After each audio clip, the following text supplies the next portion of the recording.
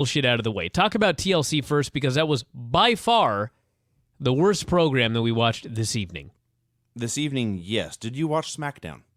I have not watched SmackDown yet. I watched SmackDown Saturday, which means, yes, I watched SmackDown and TLC 5 hours in, I don't know, a 30-hour span. And I'm not sure, I guess the opener of the pay-per-view was good, but nothing else on either show I don't think was worth watching. How was the Evolution, or what were their names? The Ascension. Ascension promo? Yes. It's not so much that it was bad. It was fine, honestly, but they've been in developmental forever. And the whole point of being in developmental is so they can develop. So they can try new things. And, so the idea is that they will have experimented with everything, so by the time they debut in the main roster, they will know what they do best and what works best and be ready to go. So after being in developmental forever, their debut promo on SmackDown had them in new face paint, with new gear, doing an entirely different interview style. Oh, really? Yes. What was it? It was a lot more like Demolition, slapping each other in the shoulder and shouting a lot about how they were going to conquer everyone and they were going to rise. The content of it was the standard Ascension promo, but it was nothing like anything they've done before. So it's just another example of them, taking someone developmental and they're literally, as they debut, deciding, we must fix them. Well, all I got to say is, as I noted on Twitter, as long as they come out to the Demolition theme, I have no problem with this team. That would be great. We'll see. That would be great. All right, so what are we doing? TLC? That's right. If my computer would select the TLC file. Here we go. Okay, so the opener was the best match on the show. Dolph Ziggler versus Luke Harper. Are you still sick, by the way? I am still sick. Jesus Christ, how long has it been? Thanksgiving night is when it started. Holy fuck. Better, but I've been coughing more tonight. So yes, I do have a Ricola in my mouth right now. And if that sounds disgusting, I apologize, but I assure you it's better than the alternative. So Dolph Ziggler versus Luke Harper.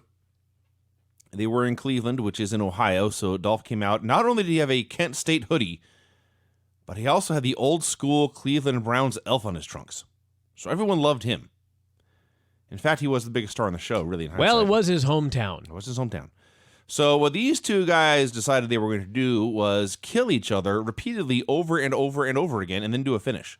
I have a funny story about Cleveland, by the way. Do you know why this match went first and the Miz and Mizdow versus the Usos match went second? To get the Cleveland dudes out of the way? They thought that the crowd would be chanting for Ziggler and the Miz all night long if they did not have them go on first and second. Now, I can understand in the case of Ziggler, but somebody really, honest to God, thought that if they didn't put Miz on early, there would be Miz chants throughout this pay-per-view. I guess. Let me tell you something. There would not have been. So, like I say, for 15, 20 minutes, they found very creative ways to fall off of and onto ladders. The scariest was Luke Harper hitting a tope as Ziggler was holding a ladder. And this meant Harper had to fall onto the ladder, and it damn sure looked like he broke his arm. You had one spot where Dolph was on the floor bleeding from his forehead, eyes, and nose. And then as Harper started to climb, Dolph shoved the doctors away to cut him off. Bunch of more scariness. And let's see here. The finish was actually creative. There was a ladder set up in the ring, and Dolph was on the top rope with another ladder. Harper tried to knock Dolph off, but Dolph rode the first ladder down onto the second and started to climb. Harper then set up a second ladder next to the first one, but Dolph super kicked him off and then grabbed the belt to win. So he's Intercontinental Champion again. A very savage, violent, brutal match. Very good pay-per-view opener. Crowd loved their hometown kid. And Dolph should retire now because A, he's going to die soon, and B, he's never going to get a moment bigger than this. The announcers were talking about how Shawn and Razor were watching on the WWE Network right now and so proud. First of all, they weren't watching. That's right. The idea that either of these men were actually watching the WWE Network, especially Shawn, is preposterous. And second, Does anybody remember the Shawn Michaels Razor Ramon ladder match that they had? It was a wrestling match where they found a couple of creative ways to use a ladder. There were very, very, very few truly dangerous ladder spots in that ladder match. Unlike this one. This match was so wild, and I don't even really want to be negative about it because it was by far the best match on the show. And they worked their asses off. And they tried really, really, really, really hard. But I don't even know if I could call it like a good match. It was just a wild stunt show where they found every conceivable way, and mostly Dolph, by the way. Harper did do that crazy tope and nearly killed himself, but largely it was just Dolph Ziggler finding new and creative ways to fall down in an uncontrolled manner. He fell off with a spin, he fell off at an angle, he fell off all askance, bonked his head, bloodied open.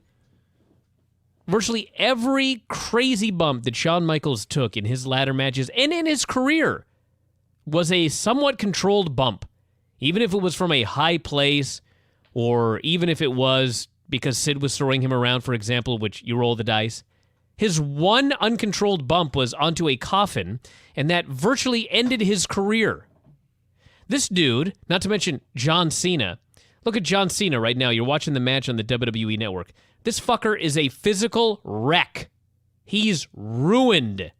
You know how many ladders John Cena has fallen off of in his career? Not very many. Dolph Ziggler, they're talking about how he's going to be the man of the next decade. What did they say? He'll carry us into the next decade. That's what they said. This is high comedy. Dude, this fucker ain't going to last a decade. There's no chance. No chance he's going to last another decade doing the stuff that he's doing. But hey, they had a wild match. Usos versus Mizes. So I think I've mentioned this before, but it really stood out here. The Miz's gimmick, when you actually do a legitimate match around it, especially a championship match, it makes you realize how really stupid the entire thing is. Not just because the comedy is stupid, because the comedy is actually funny, but the gimmick is the crowd loves Mizdow, they hate Miz, so Miz, to piss them off, refuses to tag Mizdow in, and as a result, this leads to Miz beating up the babyfaces, both of them, by himself. That's right. He holds them off, fights them off valiantly, and in the end, in a way, triumphed over them. They failed to beat this one man and his buffoon sidekick. That is correct. There was a funny spot where the Usos did a double suplex, and as they're holding Miz upside down, Mizdow hits the ring and does a handstand in the corner, and he was behind the Usos, who could hear everyone laughing, and so they slowly pivoted around so they could see what the buffoon was doing. That was funny. You know what was funny about it is, when this first began, all I could think was, this has totally run its course. How many times can I see Mizdow impersonating the Miz? But then he went over in the corner and he did a handstand while the heels were vertically suplexing the Miz, and I realized they've got a long way to go with this gimmick. See, I disagree. Really? By the end of this, I've seen it now. I'm ready for them to start teasing dissension between the team. They don't need to break up tomorrow, but it's okay for Mizdow to start getting a little miffed. Miz won't tag him in. Or something. So they did some stuff, and then Miz hit an Uso with a slammy for the DQ. Repeat that one more time. Miz hit the Uso with a slammy for the DQ. A DQ on a fucking pay-per-view. Mm-hmm. And just for that, I'm not watching SmackDown this week. Cole noted, quote, "That was pathetic." That's what he said. You know the ironic thing? I'm not going back to check unless we do a full review, but there was no DQ on SmackDown. I don't believe there was a DQ on SmackDown. Yeah. I was so certain when I said that this Tuesday that I'd never have to watch this fucking show again. And then, lo and behold, there was no disqualification on SmackDown. I can just assure you, while there were no DQs, it was a hideously boring, pointless show. I imagine. I spent the main event counting down the minutes like a child counting down the minutes of school before he was free. This is not a good way to enjoy a television show. No, it's not. Byron Saxton interviewed Seth Rollins. Said Triple H and Stephanie McMahon should be there, but they were not, and that was all Sting's fault. Sting was not there, so he was going to take it out on John Cena. Big Show versus Eric Rowan in a stairs match. made a tale of the tape for the stairs, in which they claimed the two pieces of the stairs together weighed 300 pounds. Bullshit. It said the stairs were 300 pounds, but they could withstand 2,200 pounds, I believe, of pressure. Mm-hmm. That seems like a poorly constructed set of stairs. That's a little more than 4 big shows.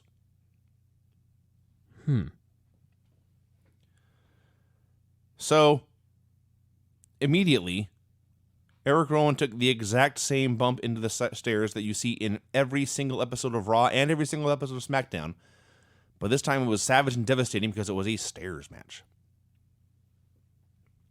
They did their best to find creative ways to throw each other into stairs. There's only so many ways you can do it, and they ran out quickly. The highlight was when they took multiple stairs and set them up in a tower on the floor, perhaps playing Tetris or Jenga. And eventually they went spearing through the stairs, and the stairs fell all over them. It was actually it was not as savage and brutal as the opener, but these guys also beat themselves up a lot. Oh, yeah. So, listen, it's 2 clumsy, awkward dudes using big, clumsy, awkward weapons. This was not pretty. It was often dull. And if you want to give this a very, very poor rating, I won't blame you or argue. But I cannot lie. These guys did their best with their own limitations and the limitations of the match. They did all they could to make it entertaining, and I did not hate it. It was fine. I got to make a shirt. It was fine? Yes. Now, with all that said, the Vintner here, after making his big babyface turn, his big shot as a single star, he has a match with The Big Show, who has been around since 1998 and has turned 32 times.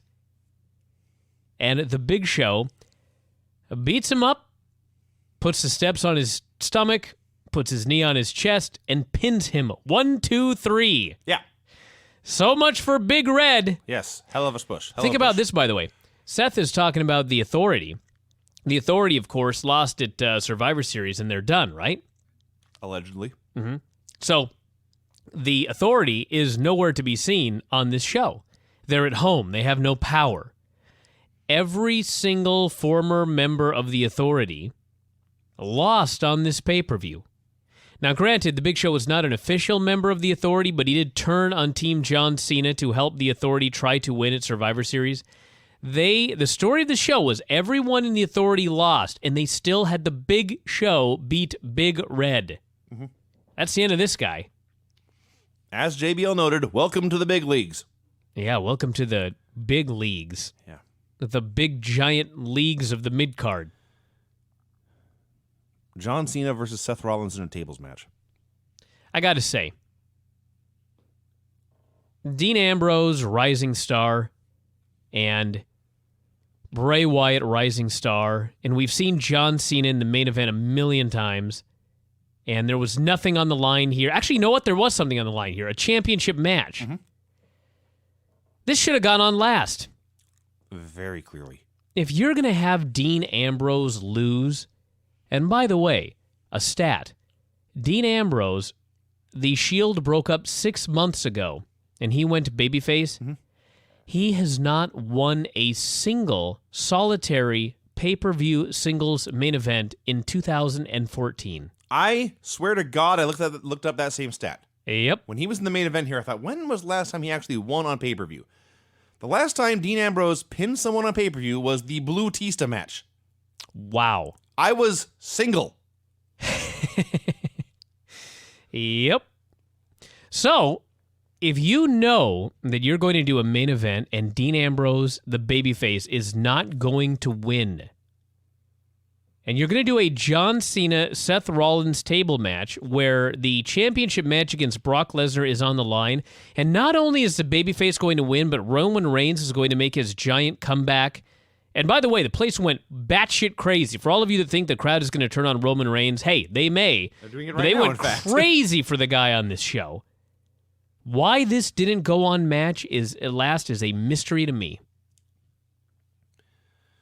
All right, so there's a lot to talk about here. The gimmick was, it was John Cena versus 3 dudes, because Jamie Noble and Joey Mercury were interfering throughout. And Cole and Lawler were beside themselves. This is ridiculous, they said. They're flagrantly interfering in the middle of the ring. And JBL pointed out, no, this is smart. It's a no DQ match, and if John Cena had any friends, they'd be there fighting with him. Why is the heel announcer the only one who makes sense? This is not good. You know what's interesting about that is Vince feeds JBL lines. So apparently the storyline is John Cena has no friends. It's not just me making jokes about it on Twitter. No, the storyline is John Cena is a stupid loser with no friends. Yep. Nobody likes him. That's the story they present. Nobody comes down to save him. He was triple teamed for 15 minutes during this match. 3 men beating on him. And nobody came out to make the save. Nope. Not even one announcer. I realize that JBL pointed out that he had no friends, but maybe one of the announcers could have said, perhaps John, the locker room doesn't want to come out and help John Cena, because if John Cena loses this match, the #1 contendership will be up for grabs. Well, hey, there's a logical point. Did any of these motherfuckers make one mention of that? No. No, of course not. Because I have to make up my own storylines because the announcing sucks. So they did a bunch of stuff. They all brawled up to the top of the ramp, and John Cena used a guardrail. He started beating up the Stooges. Got very slow and boring for a while, and then the referee got bumped. The referee got bumped in a tables match. Okay, so the referee is out. They do, frankly, some amazing spots involving guys almost going to the table. Seth Rollins looked awesome here. And then finally, in a tables match, John Cena hits a AA off the middle rope to put Rollins through a table, but the referee is bumped. Therefore, there's no one to declare this over. No one has the power to announce, to grant Cena the victory he has clearly earned. So the match continues. And they go on for a while. Let me note, by the way, that after the finish, they had 3 referees come out to try to figure out who won. That is what I am getting to. Okay. Yes. So they keep brawling, and Cena and Rollins are brawling on the apron, and they knock each other out, and together they fall through tables on the floor. And yes, the referee who was assigned to this match and 2 referees from the back all come out, and they're all very confused about what happened. And the first referee from the back declares Cena the winner. And the next referee from the back declares Rollins the winner, and the third referee just says, fuck it, we're restarting the match. So these guys from the back could clearly see, in their opinion, that either Rollins or Cena went through the tables first, but neither of them missed Cena putting Rollins through the table the minute before. Not just that, but when a referee goes down, why the fuck didn't one of those guys run down and replace him? I don't know. Why did they wait until after the match was over? And furthermore, the referee that restarted the match, I believe, was the original referee who got bumped. I may be wrong. But if you're just going to restart the match because it was a tie, why did you fucking call for the bell when it was a tie? I don't know.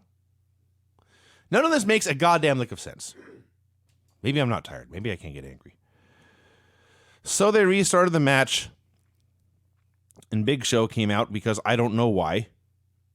And then Roman Reigns came out because I don't know why either. I know why. Because when a guy comes back from hernia surgery, the first thing you should do is put him in the ring with the biggest dude. Yeah. Luckily, you didn't try and lift him. True. So he speared Show through a table. He hit Rollins with the Superman punch. And Cena finally hit the AA through the table, and Cena actually legitimately won. My God, there was too much going on here. And none of it made any sense. And with all that in mind, we still think it should have been the main event. Some people were very, very upset because I wrote on Twitter that I thought that the real finish, not the original finish, the real finish was pretty good. And a lot of people were very, very upset. Listen, they are going to do Brock Lesnar and John Cena at the Royal Rumble. So if that is their plan, then John Cena had to win this match. You brought back Roman Reigns. It's not like the people weren't into this at all. The people were into Roman Reigns' return, second only to Dolph Ziggler in his hometown winning the craziest ladder match they've done in a long time. So this was a success, and I thought it was a good finish, and I have no problem with it. People were so upset that Seth lost. Seth is a heel. Seth was never going to win this. In real wrestling booking, the heel should lose quite a bit to the babyface. Yeah. You are correct. What the hell's wrong with Seth losing this match? Who gives a shit? What difference does it make? Like he's not the top heel still? Yeah. Of course he is. Yeah. They went to the experts panel of Alex Riley and Booker T. They had nothing of value to say. Speaking of nothing of value, Saxton interviewed the Bellas. He repeated, in plain English this time, that the storyline is they are back together because. That was all they came up with. Mm-hmm. Nikki versus AJ. For the second match in a row, the whole story was the babyface, I guess, fighting off constant interference from multiple people trying to get in there. Match was very boring. The highlight was when Nikki tore off AJ's bracelet or hair thingy or something and held it aloft like a trophy.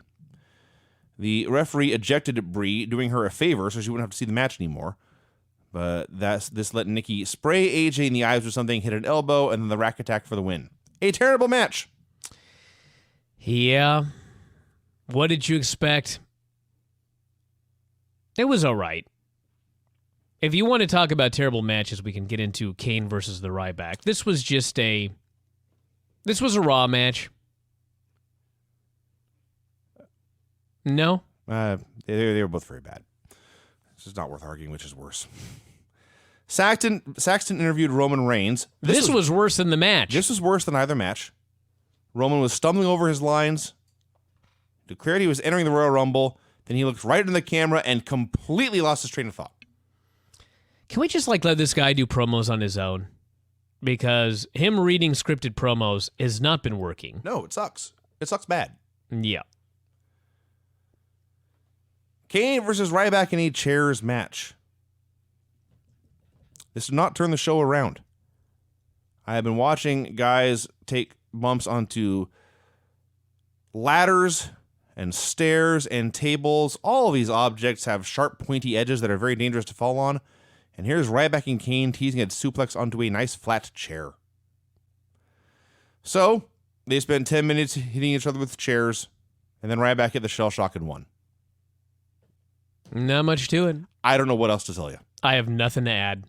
The match, the chairs match, everybody, between the Ryback and Kane was not very good. It was boring and dull. And nobody cared. Breaking news. And People nobody cared. chanted boring. Yep. They hit each other with chairs.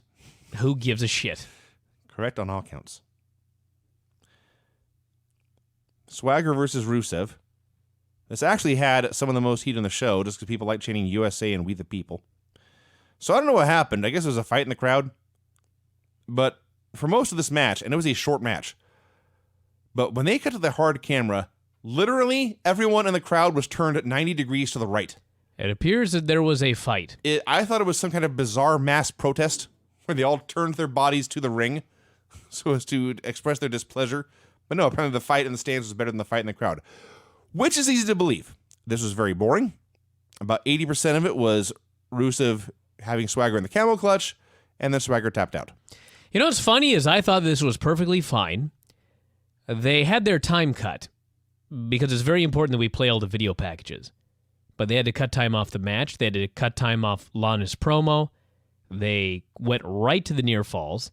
We had a 2-minute version of every Swagger Rusev match you've ever seen.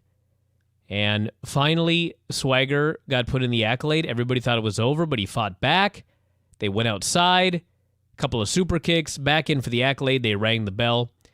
This had the potential to be better than the women's match and better than the Ryback-Kane match. And this was the one that got the time cut. Yes. Yeah. And then Bray Wyatt versus Dean Ambrose in the pay-per-view main event featuring two mid-card geeks fighting over a fucking rocking chair. Now, I gotta say, aside from the shocking finish, literally... You love that pun, don't you? I do love that pun. This was not a bad match. I actually thought it was a pretty good match. It was the second best match in the show. That's correct. Clearly. I don't think it was... But it should not have gone on last, especially with the finish that they gave us. No. So, they were put in a very, very, very tough position because we had already seen guys do everything with weapons in the show. when you do a show full of gimmick matches, the 87th gimmick match is not that fun. Not to mention a TLC where you win via pinfall or submission. This was a tables, ladders, and chairs match where somebody could have won with a cradle. And almost did. Or a chin lock. Yes. Why did they just hang the brass ring from the ceiling? That's what they should have done. Sure. Go with it. Yeah. So they tried their best, and the crowd was kind of into it. Oh, by the way, since I did the research on Dean, I also did the research on Bray. He has not pinned anyone on pay-per-view since SummerSlam. Wow. These are main eventers. Man. Why are these guys not over? I don't get it. It's so weird. So it hit me during this match. This was the same show that had Usos versus Mizes. It felt like about 6 hours later. They also hurt each other a lot, not nearly as much as Harper and Ziggler in the opener. And so they did a million elbows off of ladders. They hit each other with chairs. They did use Singapore canes, which was new and refreshing on the show. No one had done that yet. Yeah, they did a great spot where a Singapore cane is sticking out of the corner, and Bray Wyatt throws Dean Ambrose's eyeball first into it. That's exactly the phrase I used. And I did not give a shit. Well, yeah. This guy had a crushed trachea. He was out for 0 days. Yes. Because he worked the house shows that weekend. And then later they do the same spot where they have Dean Ambrose do the chair-assisted crushed trachea spot to Bray. And Michael Cole's like, oh, he won't be doing any preaching anytime soon. And I was like, well, maybe if, Dean Ambrose had some problems speaking after his crushed trachea, but lo and behold, he didn't. He cut a great promo on Raw. He got a cool new van with smoke. How can you care about a pay-per-view like this when nobody ever sells getting injured? You can't. No one could possibly care about the show. So there was a point during the match where Dean found a monitor under the ring. And on the monitor, which was showing a live showing of the show, in fact, he noted a very large ladder on the entranceway, so he went to get it. And the point of this was... Because he couldn't see a 38-foot ladder without a monitor. The point of this was to establish there was, in fact, a monitor there. And it actually was funny, because JBL went off about, why is there a monitor there? What's going on? And Cole pointed out, well, we do have producers who check things like lighting before the show. How long have you been doing this? And that's right. It was actually very funny. So, at the end of it, Ambrose goes to hit Bray with a monitor, but the cord's a little short. And so he gives it a yank, and it explodes into his face. What an idiot. A wacky, magic, exploding television. And then Bray hit Sister Abigail and pinned him. That's what happened. That was the finish of the main event of the pay-per-view. The monitor, he didn't unplug it, and so first it got stuck. And you know what happened when it got stuck? Everybody laughed at Dean Ambrose. And then he tried it again. He didn't try to unplug it. He decided if at first you don't succeed, try again. My cats do this, by the way, when they're trying to yank on the fishing pole and it's stuck. And so they just try to yank again. That's what Dean Ambrose did. And it exploded in his face. And then he was pinned clean in the middle with the Sister Abigail. Yeah. It's a hardcore match. Of course it's clean. Everything's clean. Okay, fair enough.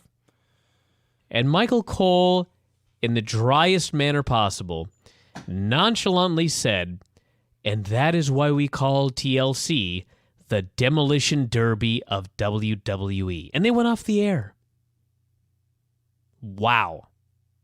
And you know, everybody, those of you that saw this pay-per-view and were so annoyed at that finish and thought it was so horrible and compared it to TNA, if you watch the post-show with Booker T and Alex Riley and Paul Heyman, and they cut to these individuals as soon as this thing had blown up in his face to get their reactions, color them underwhelmed. Oh, they knew. They knew they had seen something dumb. They had to do their best to get excited about it. It was a challenge and a struggle. This pay-per-view, it wasn't like it was a terrible pay-per-view. It was largely boring. There were 2 good matches. They put some new guys in the main event, but man, after watching that Vince McMahon interview, and you hear about these millennials, these fucking millennials that won't just try and grab the brass ring, and here's Dean Ambrose just booked like a total numbnuts in the main event, losing clean in the middle of a pay-per-view main event to Bray Wyatt. It's like, man, no surprises. We're stuck. Let me play a song. I'm sickened to the core, Vinny. I'm more sick than you are right now. Hey, Granny, have